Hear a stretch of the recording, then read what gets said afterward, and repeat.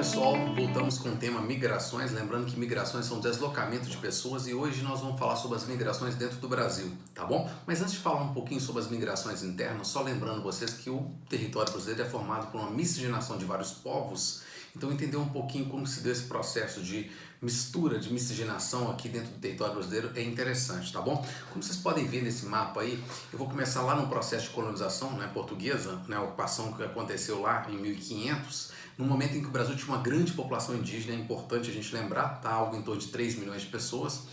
Os portugueses rapidamente, vocês podem perceber, eles ocuparam ali principalmente o Nordeste com atividade açucareira, né? Depois nós tivemos aí no século XVII, no século XVIII, a atividade econômica sendo transferida lá para Minas Gerais, né? No ciclo aí da mineração, né? Não é importante nem chamar isso de ciclo, né? Na atividade econômica da mineração, porque vocês podem perceber que todas essas atividades econômicas que a gente às vezes chama de ciclos, elas estão presentes no território brasileiro até hoje e são importantes economicamente falando hoje, tá bom? Pessoal, então se tivemos a transferência da mineração, né, lá no século XVI, no século XVII, no século XVIII, o que fez com que houvesse transferência de população do Nordeste em direção a Minas Gerais, viessem populações de fora do Brasil também, tá bom? Nós tivemos aí também a atividade econômica da borracha, tá? Que aconteceu lá no Acre, lá no final do século XIX, século XX, início do século XX, inclusive terminou com a anexação do Acre, né, o território brasileiro, tomando, né, parte do território boliviano, tá bom?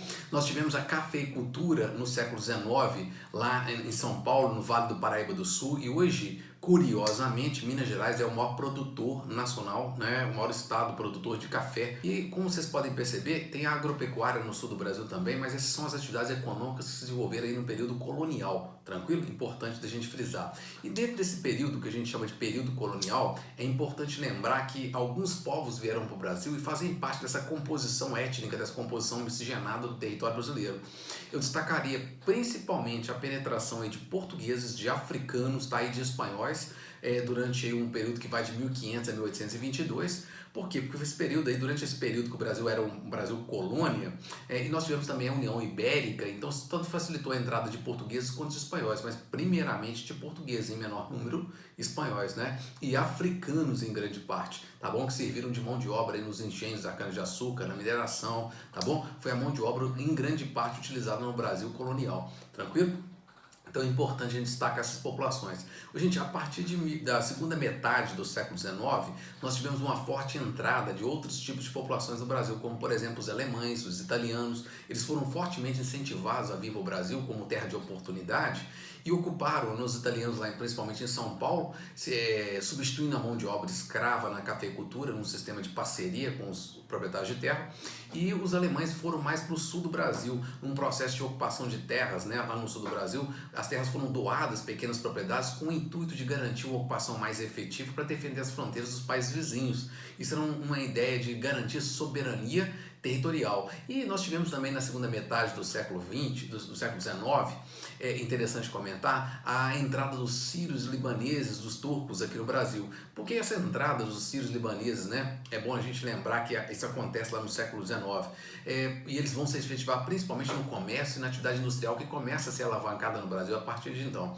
Pessoal, porque o Brasil, Portugal tinha uma boa relação diplomática com esses países, fazia muito comércio no Mediterrâneo, então automaticamente, através de Portugal, eles ficaram conhecendo o Brasil e ficaram interessados pelas terras brasileiras. E aí vieram lá no final do século XIX, se estabeleceram no Brasil, se estabeleceram principalmente atividades comerciais e industriais, tá bom? Pessoal, e mais recentemente a gente recebe outras populações, né, de forma efetiva. Eu destacaria os peruanos e os bolivianos, que entraram fortemente no Brasil a partir principalmente da década de 90 e vão se engajar e vão se ingressar na indústria de confecções lá, principalmente agora nesse século, tá?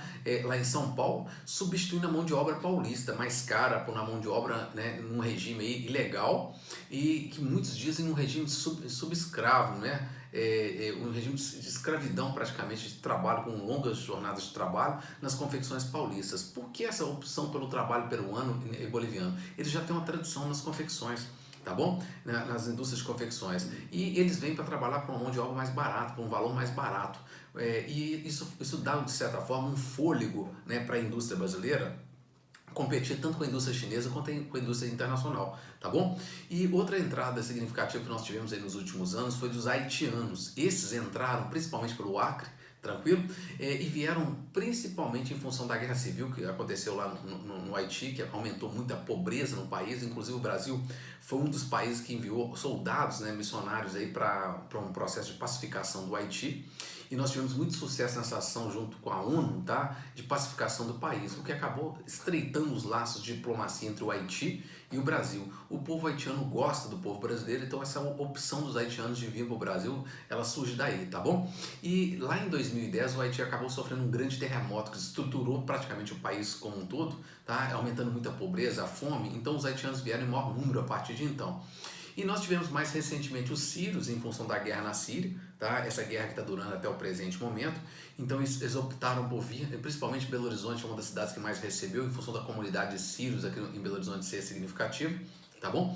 E mais recentemente, né, ainda, o agravamento da crise na Venezuela fez com que os venezuelanos entrassem, principalmente lá em Roraima, né, o que acabou desestruturando totalmente Roraima, que já é uma região carente de infraestrutura, e ela acabou colapsando aí com um grande número de imigrantes entrando lá. Hoje o Brasil tem algo em torno de mais ou menos aí 40 mil venezuelanos que foram legalizados como refugiados no país, tá bom? Inclusive o Brasil é o país da América Latina que mais recebeu, que mais tem refugiados que tem refugiados legais, né, aqui dentro do Brasil.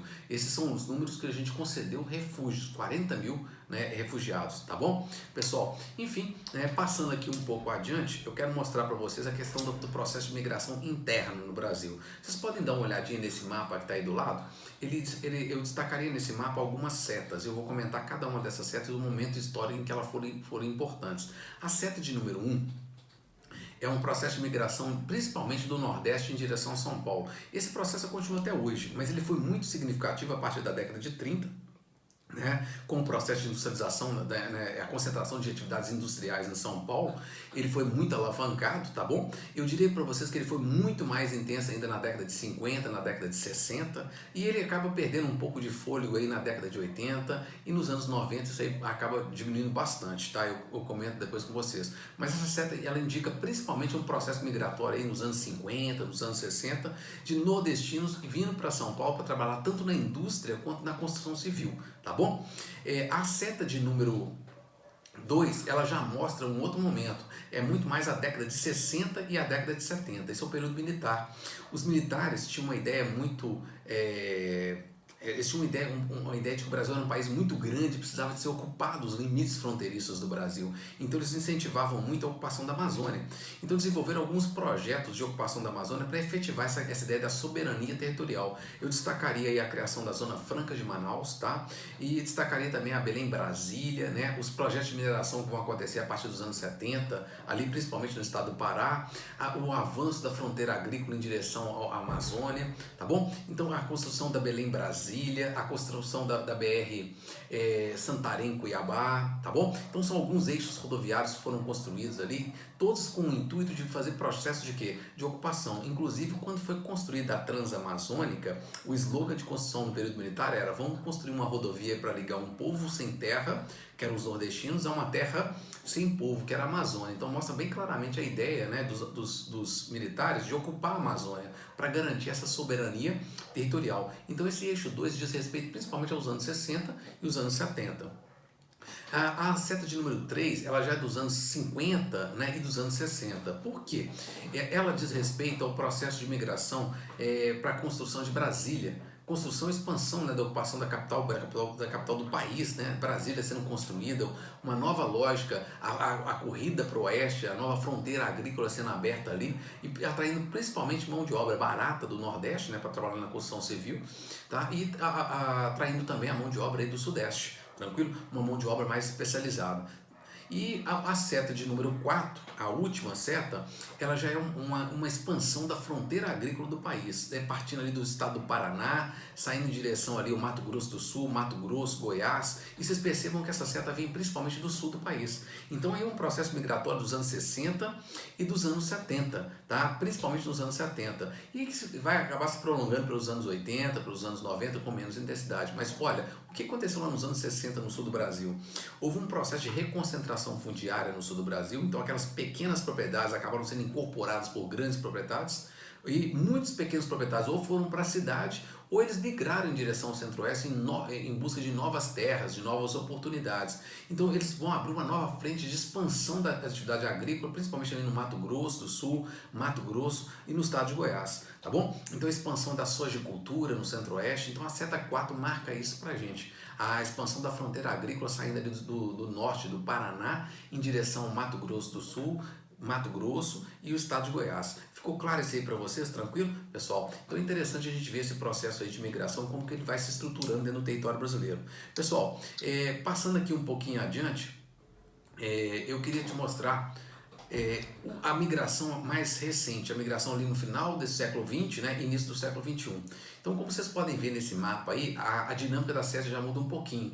A gente percebe o centro-oeste ainda recebendo população, tá? A gente percebe aí a Amazônia com alguns fluxos de população também, mas já perdendo um pouco de população. Eu quero mostrar isso para vocês, que muitas pessoas mudam para o norte do país, mas acabam voltando, né? Por quê? Por falta de infraestrutura lá no norte. Eles vão para lá, ficam um tempo, trabalham lá um tempo, depois acabam retornando. E vocês percebam também que o sul do Brasil está com um fluxo migratório significativo.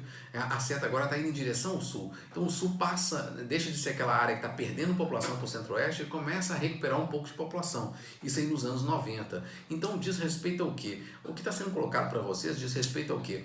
A um Brasil diferente. Os anos 90 ele é marcado aí pela abertura da economia brasileira, lá com o Fernando Collor, né, de Mello, e nós tivemos aí a entrada de muitas multinacionais, nós tivemos a guerra fiscal no Brasil. Isso fez com que o processo de desenvolvimento econômico do Brasil se desconcentrasse no Sudeste.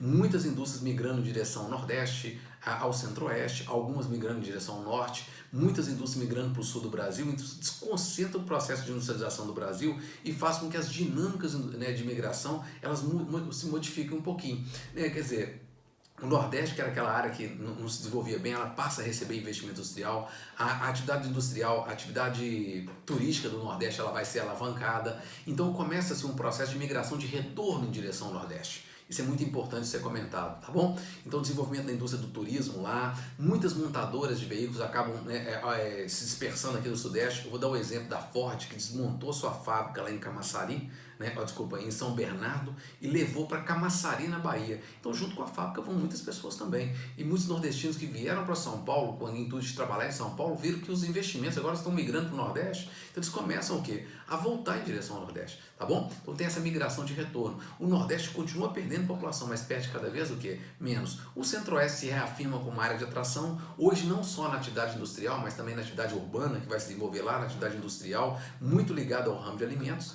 O Sul do Brasil se desenvolve principalmente nas atividades aí ligadas ao desenvolvimento aí, ao comércio no Mercosul, com a Argentina, com o Paraguai e com o Uruguai. Então o Sul deixa de ser aquela região que está perdendo população para o Centro-Oeste e passa a ser uma região que oferece boas condições de infraestrutura, um bom desenvolvimento, então passa a atrair população também. E eu quero só mostrar para vocês um pouquinho desses saldos migratórios nesse período aí, tá bom? Pessoal, esse gráfico que vocês estão vendo aí é um gráfico que mostra o saldo migratório da região norte nos últimos anos. Os anos 80, os anos 90 e nesse início desse século, tá bom? Vocês estão percebendo que o saldo migratório do norte do país ele vem numa decrescente? Ele ainda é positivo, mas ele vem perdendo o quê? Intensidade. Por que perde intensidade? É aquilo que eu comentei com vocês. O norte do país cresceu muito com a expansão da Zona Franca de Manaus, com os polos industriais em torno de Belém, com o projeto Carajás, né, lá no Pará, um grande projeto de mineração que se instalou ali, né? A criação da rodovia ali Belém-Brasília, dos eixos rodoviários de uma forma geral. Então isso deu um fôlego de crescimento muito grande para o norte do país. Porém, o que acontece lá? Eu diria para vocês que a infraestrutura ela caminha a passos muito lentos. Então muitas pessoas vão para o norte com a esperança de novas oportunidades, mas eles se frustram com a falta de infraestrutura do local e acabam retornando para os seus estados de origem, tá bom? Então isso explica por que esse processo de entrada ele vem numa decrescente, tá bom? O próximo gráfico que a gente vai analisar é o gráfico do Nordeste. Vocês estão percebendo que o Nordeste é uma região que historicamente ela vem perdendo população. Eu diria que ela historicamente ela vem aí perdendo população desde o ciclo do ouro, né? Aqui em Minas Gerais ela começou a perder população aqui para o Sudeste. Depois veio com o café, depois vem a atividade industrial, então o Nordeste começou a perder população significativamente a partir daí. E aí vem a questão dos péssimos indicadores socioeconômicos do Nordeste, da falta de desenvolvimento, né? Agora, o que vem acontecendo? principalmente a partir dos anos 90, com a guerra fiscal, muitas indústrias estão migrando para o Nordeste devido aos incentivos fiscais e à mão de obra barata que o Nordeste oferece. Então tem se desenvolvido bem também o Nordeste, a indústria do turismo, né, que está no litoral. Então as capitais têm crescido bastante. E o que está acontecendo lá no Nordeste? Hoje o nordestino está preferindo muito mais migrar ali do interior para as capitais do Nordeste, né, para onde está acontecendo atividade turística, industrial, do que migrar para o próprio Sudeste. Porque aqui no Sudeste o mercado está saturado, né? A taxa de emprego está elevada e o mercado é muito competitivo e a mão de obra é mais qualificada. Então essa migração ela vem perdendo fôlego em direção ao Sudeste. Então perceba que o Nordeste ainda tem saldos negativos, mas são saldos cada vez o quê? Menores. Ficou claro isso aí para vocês nos gráficos, tá? Pessoal, outro gráfico que eu queria mostrar para vocês é o gráfico do Sudeste. Vocês estão percebendo que o Sudeste está revertendo um histórico processo de entrada de população que desde lá da mineração, né, da descoberta do ouro nas Minas Gerais, depois veio o café, depois veio a indústria, o Sudeste vem se reafirmando como área de atração no país como um todo. Até a gente gosta de brincar que se o Brasil fosse o mundo, o Sudeste seria os países desenvolvidos. Agora essa situação está se revertendo um pouco. Por quê? A guerra fiscal atraindo investimentos em outros estados, né? A saturação dos grandes centros, a taxa de desemprego muito elevada em função das crises que aconteceram nos últimos anos, fez com que a gente registrasse em alguns períodos aí um saldo negativo. Então eu diria para vocês que o Sudeste hoje está entre um saldo negativo em um período, um saldo positivo no outro. Então não é aquela área que atraía tanta população, que atrai tanta população como foi no passado. Tá? Então perde essa capacidade de atração muito em função da saturação dos grandes centros, da favelização, das condições que se degradaram nos últimos anos, tá bom? Passando aqui um pouquinho adiante, vocês estão vendo aí o gráfico do Sul, que é interessante. Ele começa nos anos 80 com um saldo muito negativo. Se você olhar nos anos 70 também, o saldo era negativo, né? E ele reverte essa situação agora no século 21. Por que isso aí? Os saldos negativos ali dos anos 70, dos anos 60, muito em função da concentração fundiária, que levou principalmente ali, né, os fazendeiros, agricultores, a migrarem em direção ao centro-oeste. Agora está o processo inverso. Muitos estão voltando para o Sul, porque o Sul oferece uma excelente qualidade de vida, tem uma boa infraestrutura. Então, no contexto do país, o Sul é uma região privilegiada. Então, acaba mostrando aí esse saldo já começando a ficar o quê? Positivo. E teve a criação do Mercosul também nos anos 90, né? Porque atraiu muito investimento industrial para a região. E acabou alavancando a atividade não só industrial, mas também o comércio, né? O serviço na região. Pessoal, e por último aí, o Centro-Oeste, que vem de saldos positivos, né, desde o processo de construção de Brasília, e vocês estão percebendo que mesmo o Centro-Oeste, que é uma região que atrai historicamente desde os anos 50, ela vem se consolidando como área de atração, o saldo veio o quê? Diminuindo. Então, quando você olha o quadro de imigração do Brasil como um todo, o que a gente percebe que fica muito claro no contexto do Brasil? É que as migrações, gente, elas estão deixando de ser intensas entre regiões. Elas estão acontecendo muito mais hoje dentro das próprias regiões. Então ela deixa de ser uma migração interregional para ser uma migração intra-regional. Isso é uma coisa que é muito cobrada em prova. A migração interregional no Brasil está diminuindo de intensidade. A migração intra-regional está aumentando, quer dizer, dentro da própria região. Por que acontece isso? É o desenvolvimento regional. Pessoal, desde lá da década de 70, lá os militares, existe uma tentativa no Brasil de se concentrar o fluxo de investimento no Sudeste. Vamos lembrar que lá com os militares eles já criaram a SUDENE, Superintendência de Desenvolvimento do Nordeste, criaram a Sudan, Superintendência de Desenvolvimento do Norte, da Amazônia, né?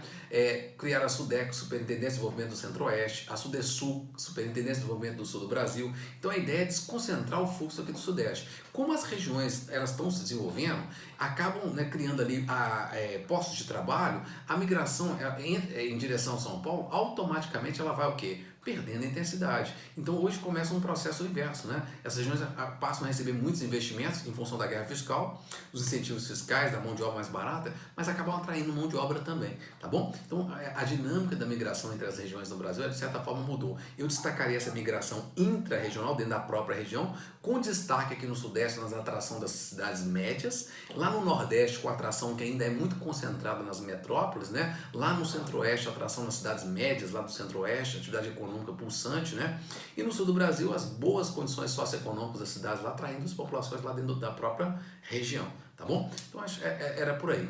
Agora, para fechar essa aula de migrações, eu queria falar de 4 tipos de migrações. O primeiro deles é a migração de transumância.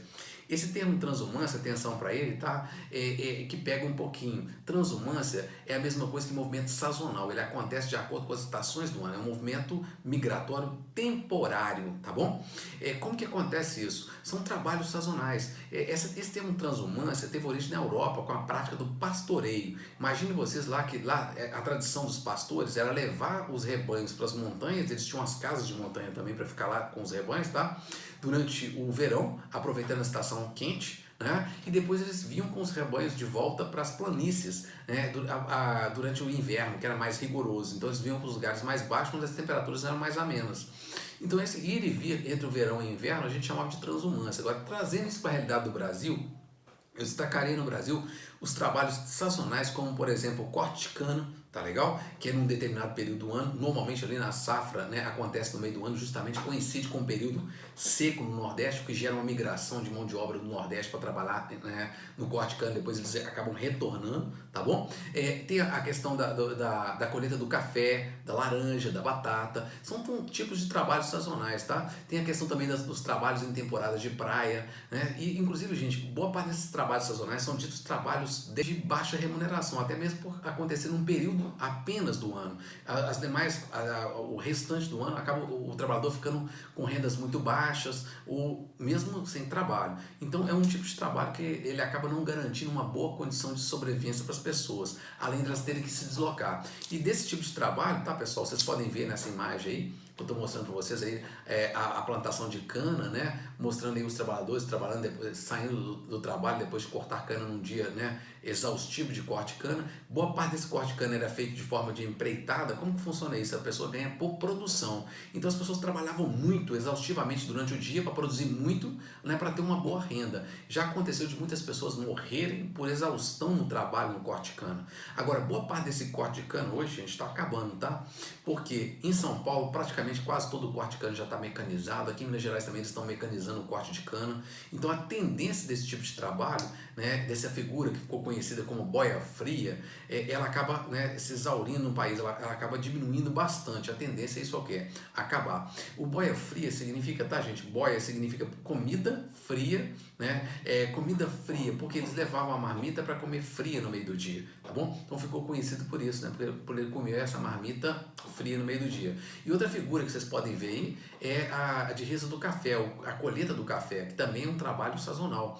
O que acontece com esses trabalhos sazonais? Eles geram muitos postos de trabalho num determinado período, não existe essa mão de obra disponível no local naquela quantidade que eles precisam, então eles têm que deslocar as pessoas de outros lugares para trabalhar nesses tipos de trabalhos sazonais.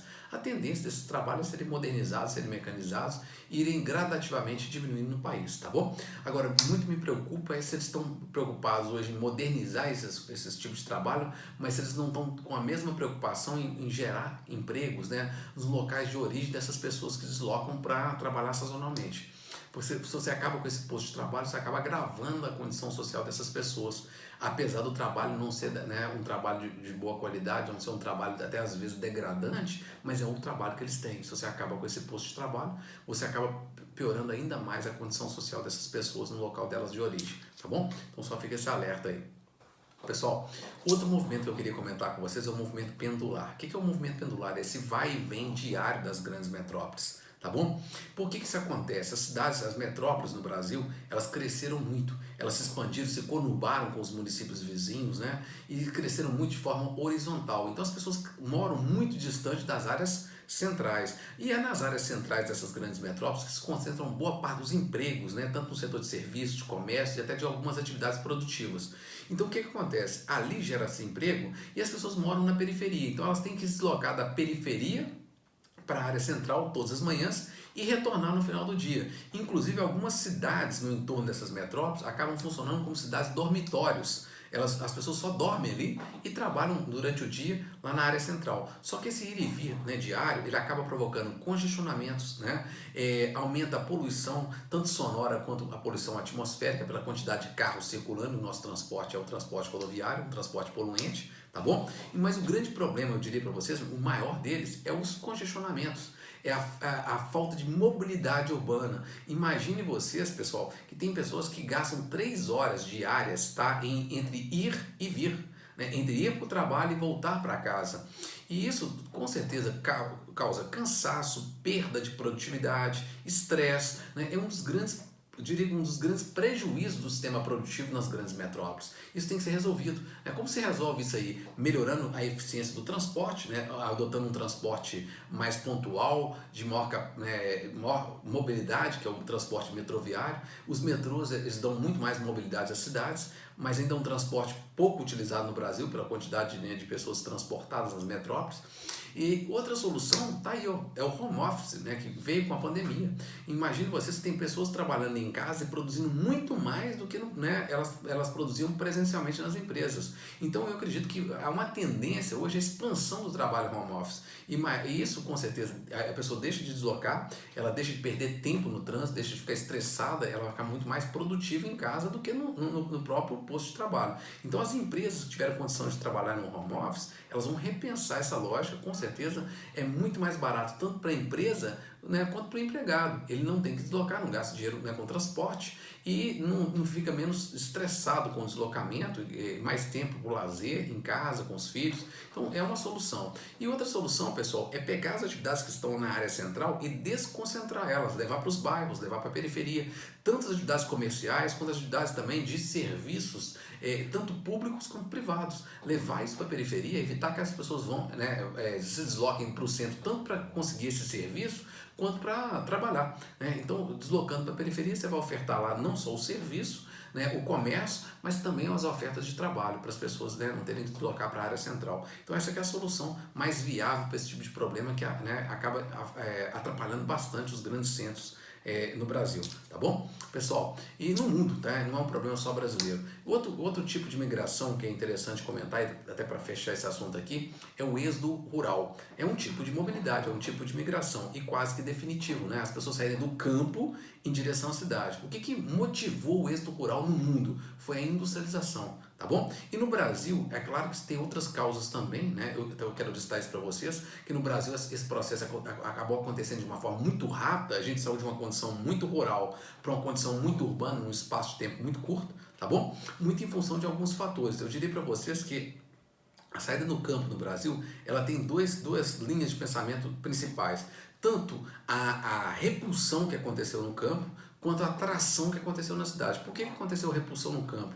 Pelas péssimas condições de trabalho, os baixos salários, né? A falta de acesso à terra. Né? Boa parte das pessoas são empregadas no campo, elas não têm terra, então a questão da concentração fundiária acabou colaborando para esse êxodo de uma forma mais intensa. E a atração na cidade, que foi o processo de industrialização e o crescimento do comércio, dos serviços na cidade, ofertando trabalho para as pessoas. E além da oferta de trabalho, tem a questão do acesso à educação, acesso a serviços, né, de saneamento básico, água tratada, rede de esgoto e serviços médicos, né, gente? Então, morar na cidade tem várias facilidades. Então, rapidamente as pessoas se transferiram da cidade, do campo, para a cidade, num processo de migração intenso. E o último dos processos de migração é o nomadismo, que é um processo o quê? Constante. Agora, lembrando vocês, pessoal, que o homem já foi nômade na sua essência, né? Ele vivia da caça, da pesca, da coleta, ele mudava de localidade de acordo com a oferta de sobrevivência, da oferta de alimento. E a partir do momento que ele passou a desenvolver a agricultura, ele se tornou o quê? Sedentário. A tendência dos povos do mundo inteiro é saírem da condição de nômade para a condição de quê? De sedentário. A condição de sedentário, ela melhora a condição social. E hoje, com essa aversão ao estrangeiro, ao forasteiro, a vida do migrante constante, do nômade, ela fica até um pouco mais difícil. Eles estão aí, existem, mas a tendência é essas comunidades o quê? Diminuírem. Aos poucos, eles se tornando sedentários. Vamos lembrar que nós temos os ciganos no Brasil, os tuaregs na África, né? Então as comunidades nômades, elas existem ainda, mas a tendência é elas irem reduzindo ao longo do tempo. Até pela dificuldade hoje de se viver mudando, né, de localidade. A vida sedentária, ela às vezes garante mais sobrevivência de uma forma mais segura, né, eu diria assim. Tá bom? Pessoal, era isso que eu tinha que dar como recado. Obrigado pela atenção de todos e até a próxima aula. Um abraço para todos.